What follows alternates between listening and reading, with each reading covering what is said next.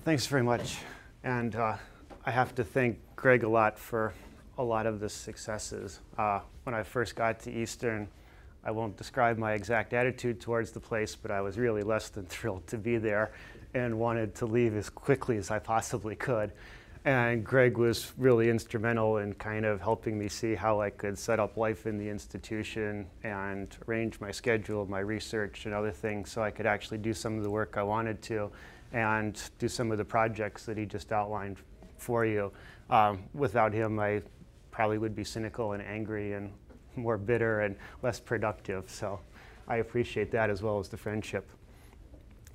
The talk today is on class and criminal justice in the broad sense. Although I'm not going to be talking about the poor criminals as much as the really rich ones.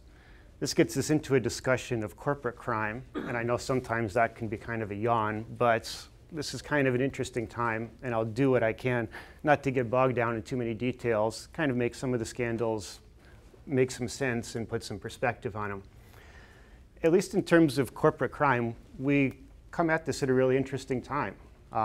We have Andy Fastow getting some prison time, and the fact that a corporate criminal gets prison time is almost newsworthy in itself, but he actually got 10 years. And this is about the first time anyone can ever remember that a corporate criminal is serving double-digit prison time. It's kind of like, holy cow. We see Bernie Evers and Scott Sullivan of WorldCom indicted.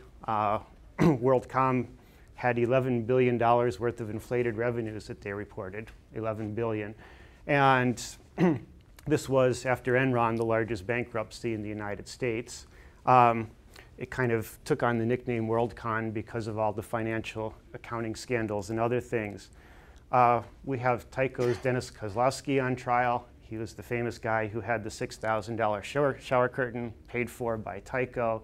He managed to buy a $2,500 garbage can, and he spent $2,900 on coat hangers. That was some of the smaller expenses. From there, it goes up to the $2 million birthday party in Italy with the toga-clad people pouring wine and doing other things.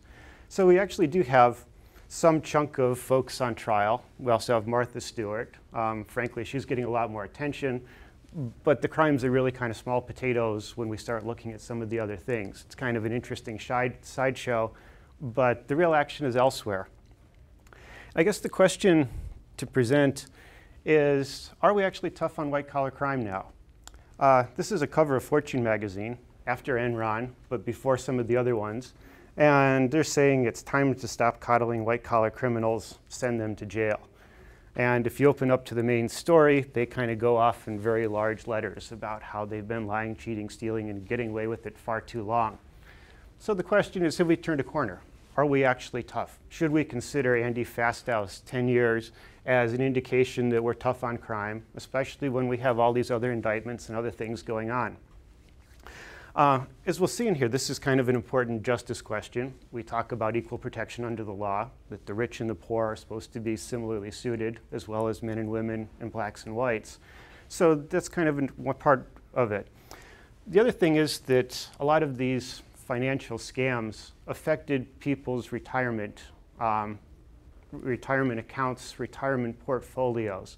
So there's another underlying question here about financial regulation, and are we happy with what Sarbanes-Oxley did?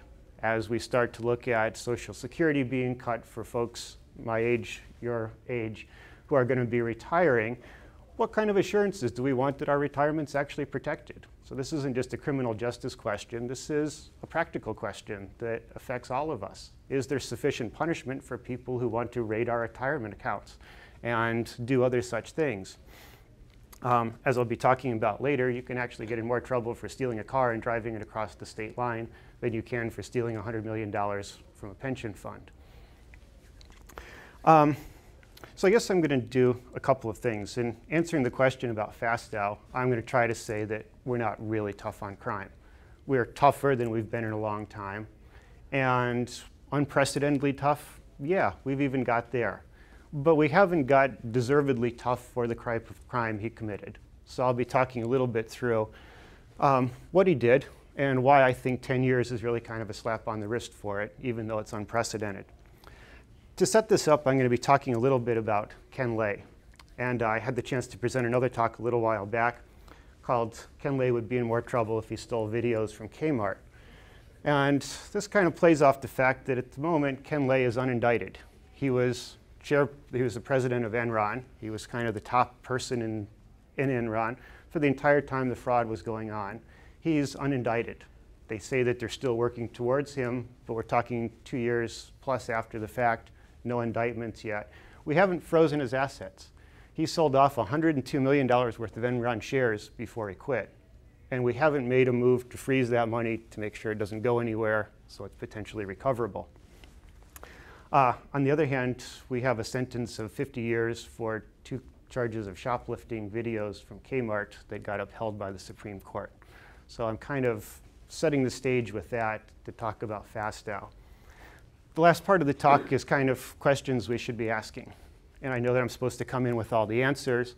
This is still a work in progress, so I'm going to throw some questions out at you that I think we should all be asking about what this means and some of the possible directions. If anyone's had the chance to read the Class, Race, Gender, and Crime book I did with Greg, they'll kind of note that each chapter starts with a little introduction, kind of a story to contextualize it. And that's partly what I'm going to do here, although it's interesting to note just a couple of things about how we opened our chapter. This kind of compares General Electric with a man named Rommel, who also ended up in a Supreme Court case about sentencing. We have General Electric. Most people know them as a company. Starting in the 1950s, they were convicted of price fixing in heavy electrical equipment. So rather than a competitive bid, all the companies involved would get together and figure out who would win and submit bids that way. So you completely undermine the competitive bidding process. So that was something they did back in the 50s. They ended up getting fined a couple $100,000, which was a tax-deductible business expense.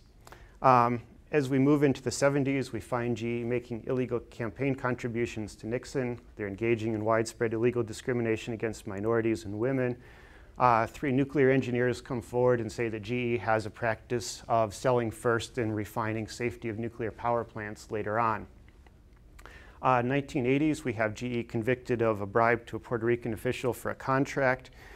We have a series of illegal procurements of highly classified defense documents to help them do their business, their military side of things better. We have 108 counts of felony fraud involving defense contracts, and we have retaliation against 4 whistleblowers who exposed some of their overcharges and other things. GE later lobbies to weaken the False Claims Act so that whistleblowers don't get as much protection. We also have, basically for a couple of years in the 80s, GE has net profits of $6.5 billion, but actually received a subsidy from the Reagan administration because of corporate tax changes. During that time to the present, they have eliminated 50,000 United States jobs. They didn't pay income tax 1 year. And they're one of the largest industrial polluters in the United States, counting up 47 Superfund sites that are in need of cleanup.